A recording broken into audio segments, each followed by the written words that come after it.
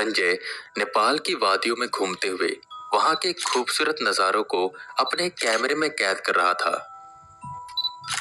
वो एक travel blogger था और ऐसे ही सुंदर सुंदर जगह पर जाकर वहां के व्लॉग्स बनाता था। उसकी काफी अच्छी फैन फॉलोइंग थी। इस बार का ट्रिप उसने नेपाल का बनाया था क्योंकि नेपाल एक बहुत ही सुंदर जगह है जो भारत के एक हिस्से की तरह है। नेपाल में आना और वहां से जाना काफी आसान है और दोनों जगहों का कल्चर भी काफी हद तक सेम है।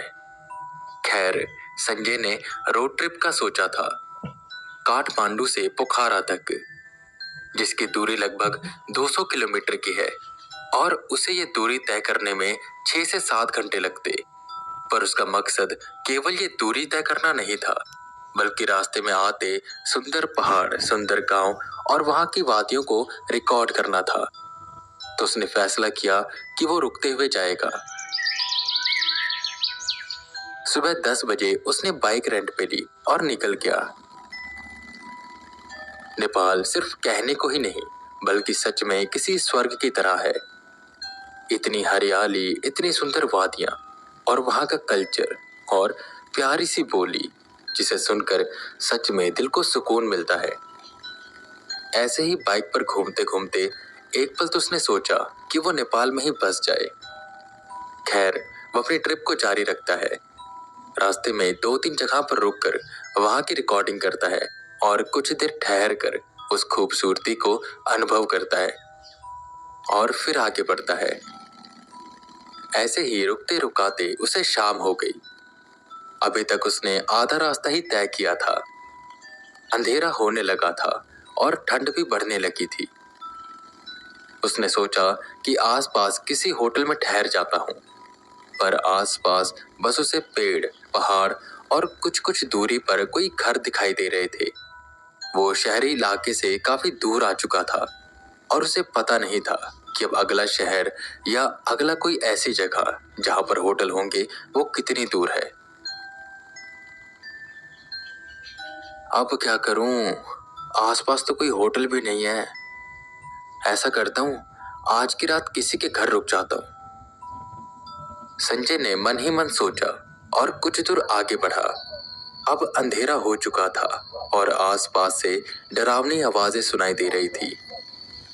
जो पहाड़, जंगल उसे दिन में इतने सुंदर लग रहे थे, वही रात के अंधेरे में हद से ज्यादा डरावने हो गए थे। डर उसे जंगली जानवरों का था। खैर, वो एक गांव के पास पहुंचा। कच्चा रास्ता देख वो बाइक को धीमे चलाने लगा। गांव के अंदर आते ही उसे कुछ कच्चे घर दिखाई दिए, जिनके बाहर लालटेन लटक रही थी। कुछ लोग बाहर बैठे हुए बातें कर रहे थे। वो नेपाली भाषा में बातें कर रहे थे और संजय को नेपाली के बस 1-2 टूटे फूटे शब्द ही आते थे। वो तो उसकी किस्मत अच्छी थी कि उनमें से 1-2 लोगों को थोड़ी बहुत हिंदी आती थी। जिस जगह पर अभी संजय था, वो ऐसा लग रहा था कि नेपाल की बाकी जगहों से थोड़ी टूटी सी है, क्योंकि नेपाल में ज्यादातर लोगों को काफी अच्छी हिंदी आती थी। संजय ने अपनी सारी समस्या बताई, जिस पर एक आदमी आगे आया और बोला, देखिए, हम आपको मना नहीं करेंगे, आप यहाँ पर रुक सकते हैं, पर हम आपको अपने घर में नहीं ठहरने दे सकते।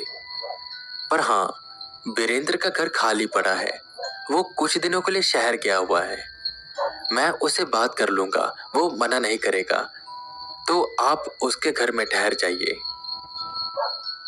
एक घर की ओर इशारा करते हुए उस शख्स ने कहा। घर देखने में ज्यादा बुरा नहीं लग रहा था और उसे तो बस यहाँ रात गुजारनी थी। उन्होंने वीरेंद्र से बात करी, वो मान गया।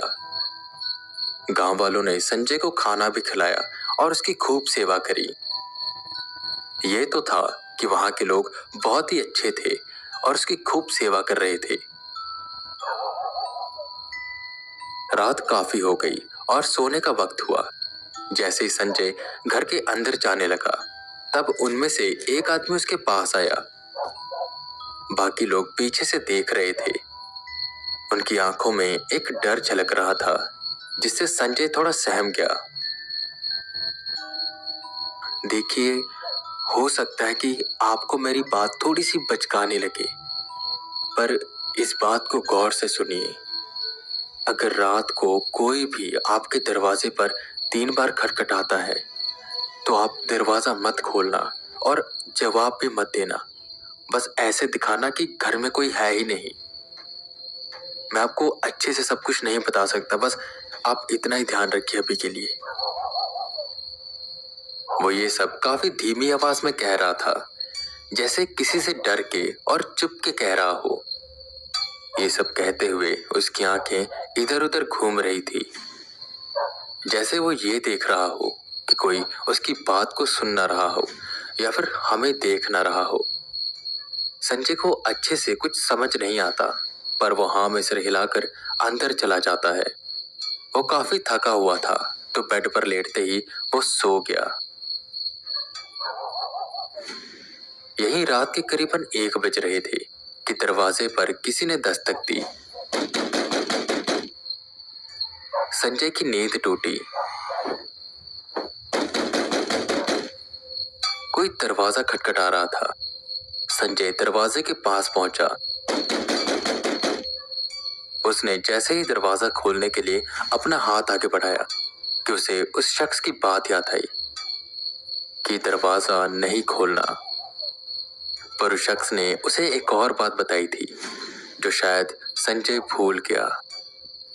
ये बात ये थी कि संजय को उससे कुछ कहना भी नहीं है और पूछना भी नहीं है, पर संजय पूछ बैठा।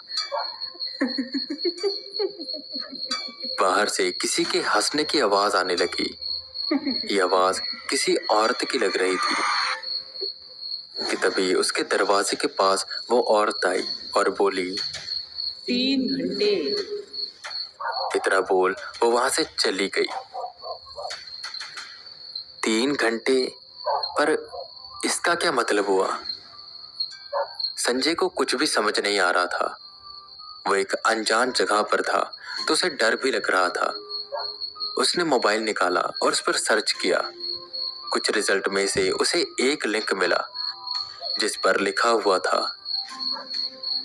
अगर रात को कोई अकेला होता है और उसके दरवाजे पर कोई दस्तक देकर 3 बार दरवाजा खटखटाता है